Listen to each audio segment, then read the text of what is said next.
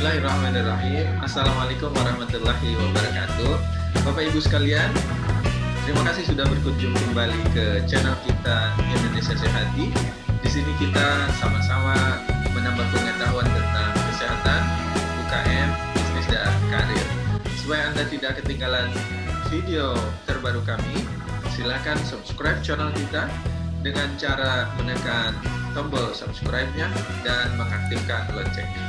Bapak Ibu sekalian, saat ini kita sedang menghadapi krisis yang berpengaruh pada hampir seluruh sektor industri kita, ya. Dan kita tahu bahwa krisis ini menuntut kita untuk bisa beradaptasi. Oleh karena itu, maka pada video kali ini kita akan membahas tentang pengelolaan bisnis pada situasi normal dibandingkan dengan situasi krisis. Kalau pada situasi krisis ini kita mengelola dengan cara yang sama dengan pada saat ketika kita berada pada situasi yang normal, tentu tidak relevan lagi. Oleh karena itu, kita perlu melakukan beberapa adaptasi. Pertanyaannya kemudian adalah, adaptasi yang seperti apa yang kita perlukan supaya kita bisa melewati masa krisis ini dengan baik, dan insya Allah kita akan tampil sebagai pemenangnya nanti, ya. Tentu ada banyak hal yang harus kita lakukan supaya kita bisa beradaptasi dengan krisis ini, kan? Tetapi kita tidak mungkin melakukan semuanya, maka kita harus menempatkan prioritasnya supaya dengan sumber daya yang terbatas kita bisa melakukan adaptasi yang betul-betul sesuai dengan kondisi kita saat ini. Nah, mari kita lihat apa bedanya mengelola bisnis pada saat kondisi normal dibandingkan dengan kondisi krisis. Dalam kondisi normal, biasanya kita mengelola bisnis itu dengan menerapkan dua prinsip utama, yaitu yang pertama adalah yang berkaitan dengan value, ya. Value ini berhubungan dengan revenue, berhubungan dengan pendapatan kita, berhubungan dengan laba kita. Jadi, value ini berkaitan dengan apa yang kita hasilkan dari proses bisnis yang kita lakukan. Nah, untuk mendapatkan value yang kita inginkan, maka ada dua hal yang biasanya kita lakukan. Yang pertama adalah profesionalisme. Jadi, profesionalisme ini mendasari setiap tindakan kita dan karyawan yang bekerja di perusahaan yang kita pimpin. Di dalam profesionalisme itu ada aspek khasnya, yaitu ketika setiap orang yang bekerja sesuai dengan hierarkinya masing-masing, dari pucuk pimpinan sampai orang-orang yang berada pada hierarki yang paling bawah di dalam struktur organisasi perusahaan.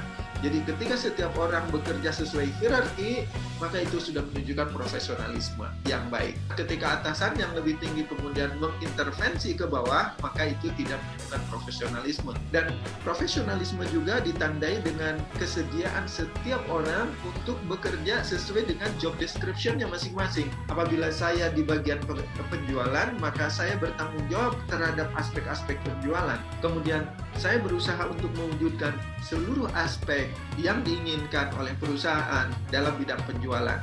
Jadi saya bertanggung jawab kepada job description saya. Dan di dalam profesionalisme ini ada aturan main yang bunyinya begini: do your part, I'll do mine.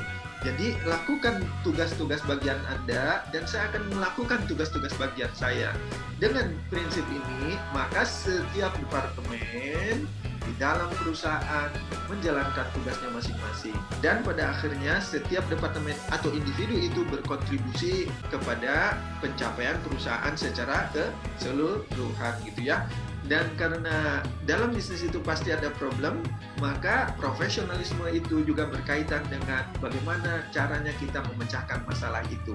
Apakah masalah-masalah yang muncul secara internal di dalam organisasi kita, atau masalah yang muncul secara eksternal. Contoh misalnya, ketika customer membutuhkan sesuatu, maka itu adalah problem buat mereka. Dan ketika kita bisa menjadi penyedia solusi bagi masalah mereka, maka itu akan menjadi bisnis bagi kita. Itu berkaitan dengan profesionalisme.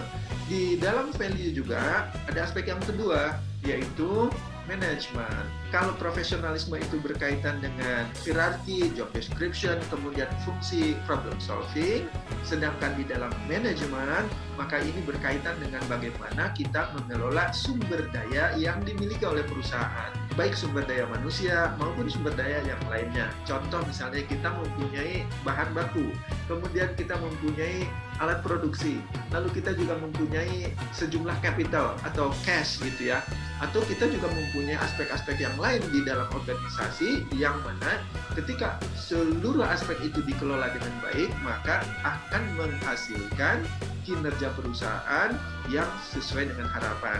Nah, itu adalah cakupan dari manajemen. Perusahaan-perusahaan yang di-manage dengan baik pasti bisa mengoptimalkan efek dari keberadaan sumber daya yang dimilikinya.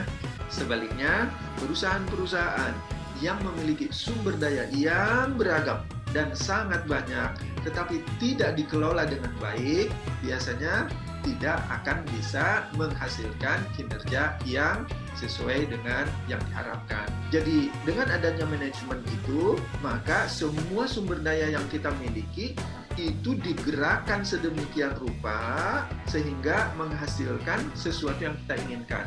Jadi manajemen ini adalah aspek yang berorientasi kepada hasil. Bagaimana caranya supaya hasil yang kita dapatkan itu betul-betul sesuai dengan keinginan dengan cara mengoptimalkan penggunaan sumber daya yang dimiliki oleh perusahaan. Nah, itu value. Selain value, pada kondisi normal kita juga menerapkan proses bisnis yang berhubungan dengan values. Kalau tadi value itu berhubungan dengan angka-angka, dengan hasil, dengan pencapaian bisnis, begitu ya.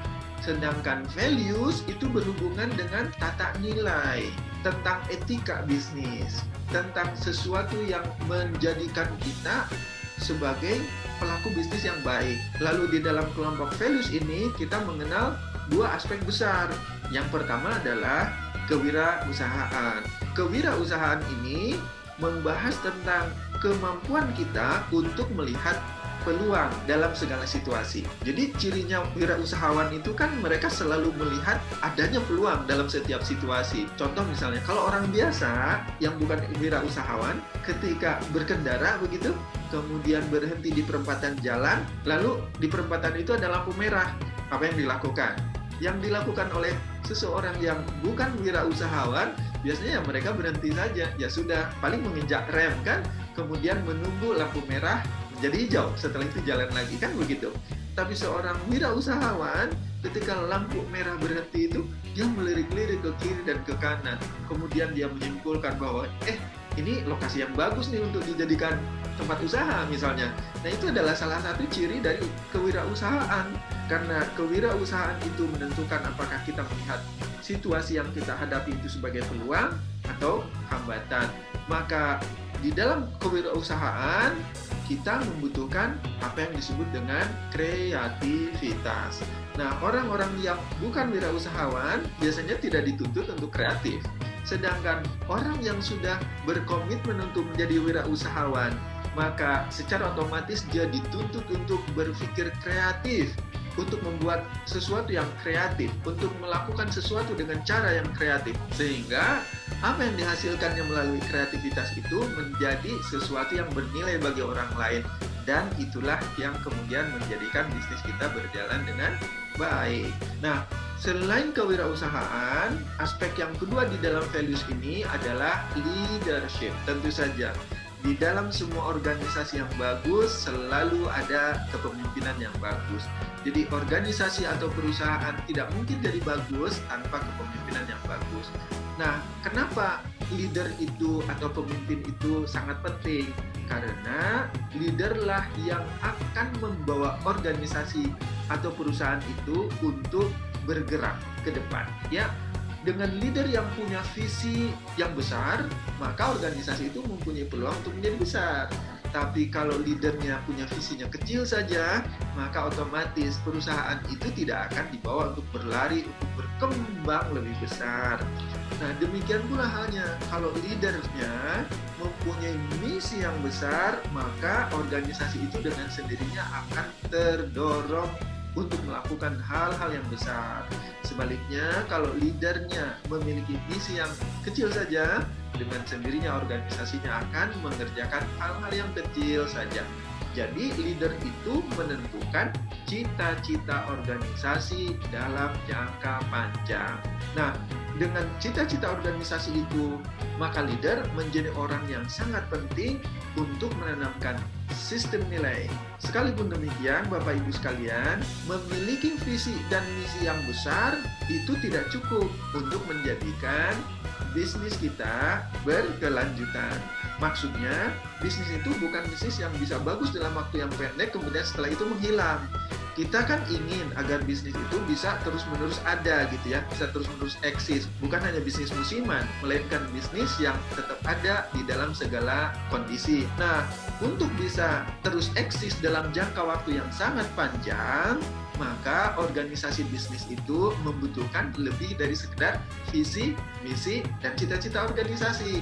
Dia juga membutuhkan adanya sistem nilai dan etika dalam berbisnis yang memungkinkan perusahaan itu tetap diterima oleh masyarakat. Contohnya begini, ada perusahaan-perusahaan yang kinerja keuangannya bagus, kemudian ekspansinya besar-besaran begitu ya.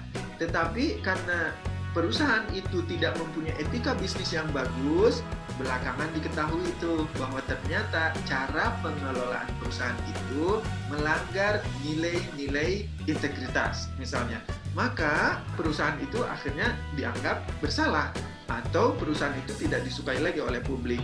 Nah, contoh yang terkenal di dunia beberapa tahun yang lalu, misalnya hilangnya bisnis Lehman Brothers gitu ya. Itu kan bukan karena Lehman Brothers tidak besar, justru sangat besar sekali. Bukan pula karena manajemen yang tidak bagus, bagus. Bukan pula karena profesionalismenya kurang bagus, semuanya bagus. Tapi kejatuhan Lehman Brothers itu disebabkan karena adanya pelanggaran etika bisnis. Nah, contoh lain, kalau Bapak Ibu sekalian pernah mendengar nama Enron gitu, dulu Enron adalah perusahaan yang sangat besar sekali, tapi sekarang nggak ada lagi. Kenapa nggak ada? Karena kewirausahaannya rendah? Bukan. Karena profesionalismenya rendah? Bukan. Karena manajemen mereka rendah? Bukan. Tetapi karena perusahaan itu diketahui sudah melanggar etika bisnis juga. Jadi etika bisnis ini adalah hal yang sangat penting untuk menjaga keberlangsungan perusahaan itu dalam jangka waktu yang panjang. Nah, ini adalah yang kita lakukan pada kondisi normal ya. Jadi profesionalisme, manajemen, kewirausahaan, dan leadership itu boleh dikatakan mendapatkan porsi yang sama. Lalu pada kondisi krisis, apakah kita melakukan keempat hal ini? Jadi value dan values-nya kita tetap lakukan atau tidak? Harus. Jadi value tetap kita harus jaga. Karena kita ingin agar perusahaan mendapatkan revenue kan? Kita juga ingin mendapatkan laba di situ. Maka value tetap harus menjadi bagian yang penting dalam pengelolaan organisasi kita. Nah, di dalam value tadi ada profesionalisme dan manajemen. Ya, lalu bagaimana dengan values? Apakah kewirausahaan dan leadership diperlukan pada situasi krisis? Tentu kewirausahaan diperlukan, leadership diperlukan, dan justru pada saat situasi sedang krisis, kewirausahaannya harus lebih besar atau lebih kecil. Misalnya gini, kreativitas harus lebih kreatif atau lebih kurang kreatif? Tentu harus lebih kreatif. Oleh karena itu, maka nilai kewirausahaan pada saat krisis ukurannya atau porsinya harus jauh lebih besar dibandingkan dengan profesionalisme. Dan kenapa di saat krisis ini butuh derajat kewirausahaan yang lebih tinggi? Karena justru pada saat krisis ini kita dituntut untuk mampu melihat adanya peluang yang baru. Situasinya lagi berat banget nih. Nah, kalau dalam keadaan normal kan kelihatan banget itu peluang itu, nyata gitu ya, tidak sulit untuk mencarinya. Tapi pada saat krisis, justru kita menghadapi situasi di mana peluang itu seolah-olah tidak ada gitu. Padahal kita butuh untuk tetap menjaga keberlangsungan bisnis perusahaan kita. Nah, oleh karena itu maka kemampuan kita untuk melihat peluang-peluang baru harus lebih besar dibandingkan dengan pada kondisi normal. Demikian pula halnya dengan keberanian mengambil resiko terkalkulasi. Kenapa resiko terkalkulasi ini menjadi bagian yang penting dalam kewirausahaan? Karena banyak sekali gagasan atau ide-ide bisnis yang tidak terrealisasikan disebabkan karena kita takut mengambil resiko. Kalau di dalam keadaan normal pun sebetulnya resiko itu ada gitu ya. Tapi kan resikonya lebih kecil dibandingkan dengan pada masa krisis. Kalau di masa krisis, resikonya bisa berlipat-lipat. Karena boleh jadi pada saat itu keadaannya sangat rentan. Kemudian selain rentan itu, sumber daya yang kita miliki sangat terbatas. Jadi kalau misalnya melakukan sesuatu kemudian gagal, maka efeknya akan sangat besar sekali pada perusahaan kita. Nah, oleh karena itu, maka kemampuan melihat peluang-peluang baru itu harus diimbangi dengan kemampuan untuk mengkalkulasikan risiko dan keberanian untuk mengambil risiko yang terkalkulasi itu. Jadi kewirausahaan porsinya harus lebih besar daripada profesionalisme dan manajemen. Yang kedua adalah leadership. Perhatikan Bapak Ibu sekalian, porsi leadership juga harus lebih besar daripada profesionalisme dan manajemen. Dan prioritas utama dari leadership pada masa krisis ini harus diletakkan pada bagaimana caranya kita bisa menjaga spirit pegawai ini tetap tinggi. Sebab pada situasi krisis ini kemungkinan karyawan berada pada situasi yang tidak nyaman. Mungkin bonusnya berkurang, mungkin untuk mendapatkan penjualannya itu akan lebih susah lagi, mungkin bahan bakunya menjadi sulit didapat, mungkin market terkontraksi, mungkin pelanggannya mengurangi budget belanjanya. Jadi karyawan akan merasa bahwa bekerja saat krisis ini jadi sangat berat banget gitu. Apalagi kalau ternyata kompensasi atau bonus atau insentif yang mereka dapatkan juga makin rendah. Jadi bekerjanya semakin berat, sedangkan rewardnya atau insentif dan bonusnya jadi semakin rendah. Maka disinilah pentingnya para pemimpin di perusahaan untuk memprioritaskan perhatian kepada spirit pegawai. Jadi dijaga bagaimana spiritnya tetap tinggi. Dan yang kedua, leadership ini juga dituntut untuk lebih banyak memfokuskan pada aspek eksekusi. Tadi kita berbicara tentang kewirausahaan. Nah, di dalam kewirausahaan ini kita sudah berkreasi. Kreativitas kita muncul, kemudian kita mampu mengkonversi peluang-peluang baru yang kita lihat itu untuk menjadi potensi bisnis. Misalnya, dengan membuat produk baru atau menghasilkan jenis pelayanan yang baru begitu. Dihasilkan dari apa? Dari kreativitas tadi yang ada di dalam kewirausahaan. Tetapi kreativitas itu sering datang bukan dari pucuk pimpinan, melainkan dari karyawan biasa begitu, atau misalnya dari departemen-departemen tertentu. Nah, seringkali departemen atau individu-individu atau karyawan-karyawan yang mempunyai ide kreatif itu, yang mempunyai gagasan-gagasan yang kreatif itu, tidak mempunyai otoritas untuk mengimplementasikan atau mewujudkan gagasannya. Nah, disitulah peran penting seorang pemimpin diperlukan.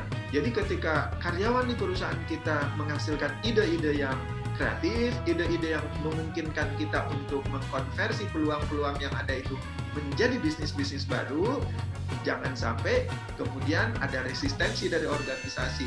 Apalagi kalau resistensi itu datang dari pucuk pimpinan.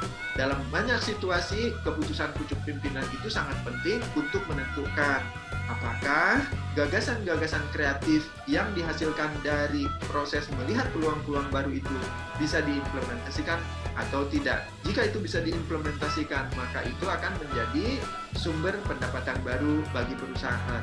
Nah, ini adalah faktor-faktor yang harus kita jadikan prioritas di dalam melakukan adaptasi ketika kita tengah menghadapi krisis seperti saat ini. Mudah-mudahan apa yang kita bahas ini ada manfaatnya buat Bapak dan Ibu sekalian dalam menjaga kesinambungan bisnis kita. Sampai di sini dulu video kita kali ini. Jangan lupa untuk subscribe. Insya Allah kita akan ketemu lagi pada video-video yang akan datang. Assalamualaikum warahmatullahi wabarakatuh.